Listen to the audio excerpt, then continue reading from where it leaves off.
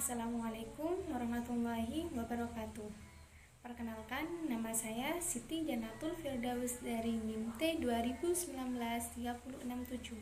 Saya di sini akan menjelaskan tentang pengertian pengadaan dan pendayagunaan sarana dan prasarana. Pada dasarnya, manajemen sarana dan prasarana terdiri dari dua unsur, yaitu sarana dan prasarana. Menurut Mulyasa dalam Suharsini Arikunto, sarana pendidikan adalah peralatan dan perlengkapan yang secara tidak langsung digunakan dan menunjang proses pendidikan, khususnya proses belajar mengajar, seperti halnya papan tulis, spidol, penghapus, alat tulis, buku, dan media pengajaran. Sedangkan yang dimaksud dengan prasarana pendidikan adalah fasilitas yang secara tidak langsung menunjang jalannya suatu proses pendidikan atau pengajaran di suatu lembaga pendidikan, seperti halnya gedung, ruang kelas, halaman, kebun sekolah, jalan menuju sekolah, dan lain sebagainya. Bismillahirrahmanirrahim. Saya Muhammad Izuna dengan NIM T 2019-3057. Di sini saya akan membahas tentang strategi pengadaan sarana prasarana dalam pendidikan dan juga prosedur pengadaan sarana dan prasarana dalam pendidikan. Sebelum membahas lebih lanjut, apa sih strategi itu? Baik, dalam setiap organisasi pasti mempunyai strategi tersendiri untuk mengelola ataupun mengatasi dengan situasi kondisi tertentu. Menurut Stefani, menyatakan bahwa strategi merupakan suatu proses penentuan rencana para pemimpin untuk berfokus pada jangka panjang organisasi dengan disertai penyusunan cara ataupun upaya dalam mencapai tujuan tersebut. Sehingga bisa dikatakan strategi ini menjadi alat utama ataupun terpenting bagi setiap organisasi. Sama halnya dalam pendidikan. Dengan demikian, ada beberapa strategi ataupun cara alternatif dalam proses pengadaan sarana dan prasarana pendidikan. Apa aja sih? Yang pertama adalah pengadaan sarana dan prasarana melalui membeli, membuat sendiri, melalui penerimaan dalam bentuk hibah ataupun bantuan, melalui penyewaan, peminjaman, mendaur ulang, penukaran, bahkan sampai merekonstruksi kembali. Yang kedua adalah prosedur pengadaan sarana dan prasarana pendidikan.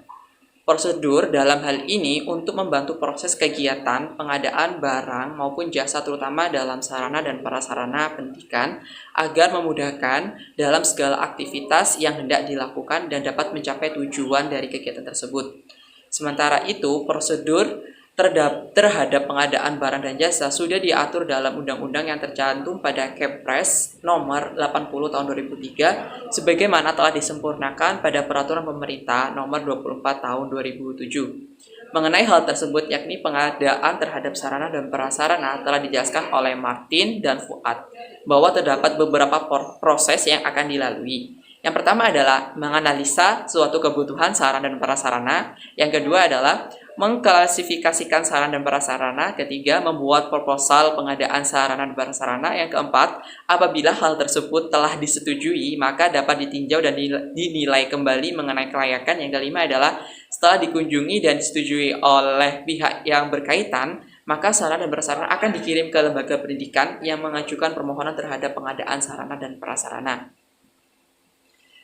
Dengan demikian, dari proses kegiatan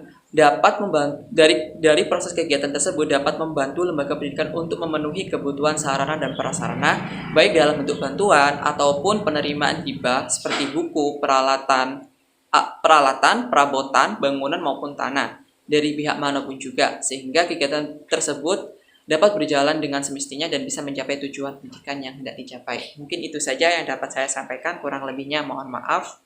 Wassalamualaikum warahmatullahi wabarakatuh. Assalamualaikum warahmatullahi wabarakatuh. Saya Zahratus Solihah dari NIM T 2019-3077. Di sini saya akan menjelaskan mengenai tujuan pengadaan dan pendayagunaan sarana dan prasarana pendidikan.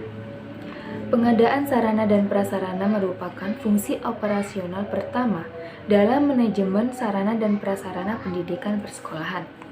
Menurut Ibrahim Bafadal, secara umum tujuan manajemen sarana dan prasarana pendidikan adalah memberikan layanan secara profesional di bidang sarana dan prasarana pendidikan dalam rangka terselenggaranya proses pendidikan secara efektif dan efisien.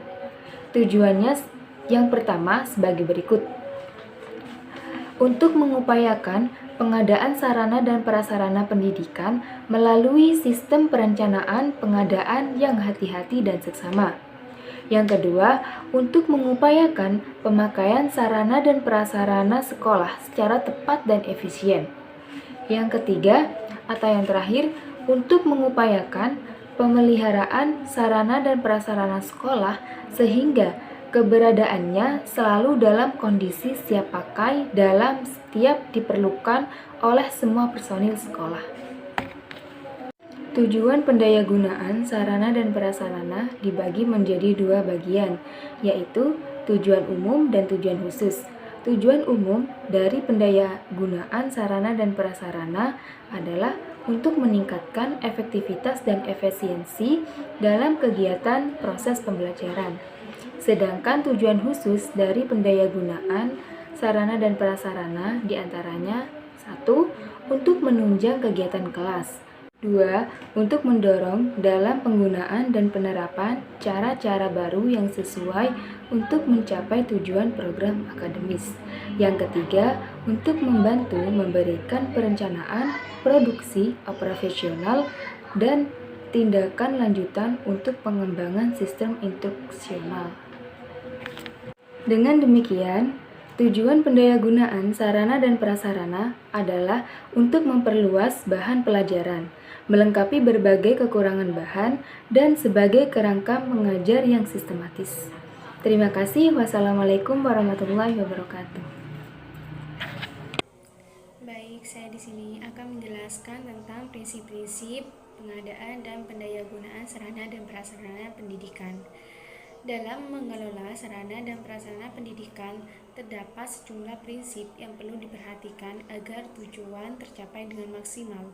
Adapun prinsip-prinsip tersebut adalah A. Prinsip pencapaian tujuan, yaitu sarana dan prasarana pendidikan di sekolah dalam kondisi siap pakai apabila akan didayagunakan oleh personal sekolah dalam rangka pencapaian tujuan proses pembelajaran.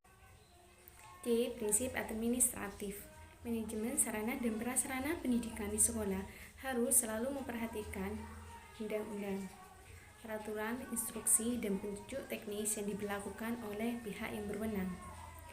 D. Prinsip kejelasan tanggung jawab, yang mana manajemen sarana dan prasarana pendidikan di sekolah harus didelegasikan kepada personel sekolah yang mampu bertanggung jawab. E. Prinsip kekohesifan, yang mana manajemen sarana dan prasarana pendidikan di sekolah itu harus direalisasikan dalam bentuk proses kerja sekolah yang sangat kompak.